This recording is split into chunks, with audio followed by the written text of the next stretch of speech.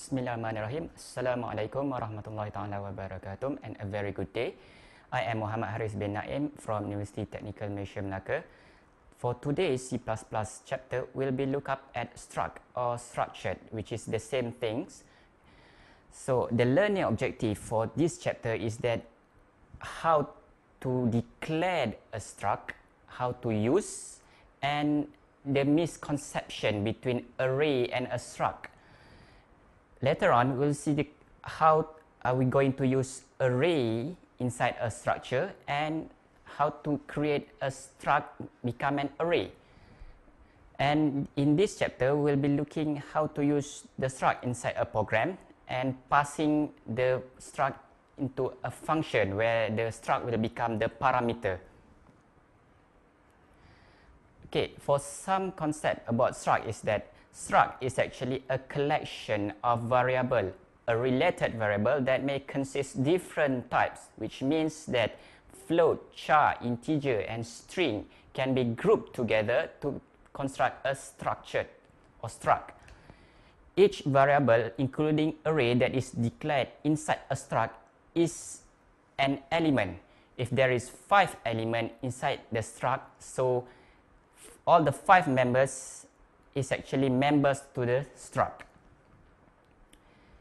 The element of the struct is also called field. Field or members is the same things. Declaring struct is as if you create your own new data type as compared to the pre-existing data type, which is the float, integer, char. So if you use struct, you are creating as if you are creating your own data type. Okay, we look up about the misconception between array and struct. Array is actually same data type. On the other hand, struct, you may combine multiple or different data types. Array only stores value. On the other hand, struct, you save both the variables and also the value. Struct can be declared as an array. An array is just an array. Okay? Alright, for declaring a struct, basically there is a few rules that you need to follow, which is the struct name. Okay? You must have the word struct, see the blue color words, okay? And leave some space, followed by the name of your struct.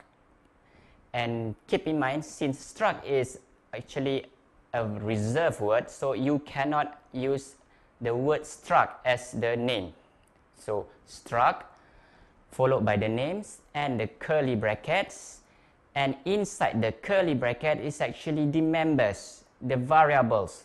So lastly, you have the closing curly bracket, and don't forget the semicolon.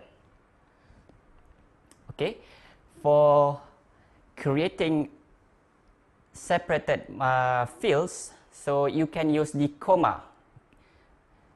You see the data type 3 where I use comma, which means that you have field 3 and field 4, which actually referring to the same data type. And the struct var1, which means that I calling another struct. I have declared another struct. Later on, I will show how to declare a struct inside a struct.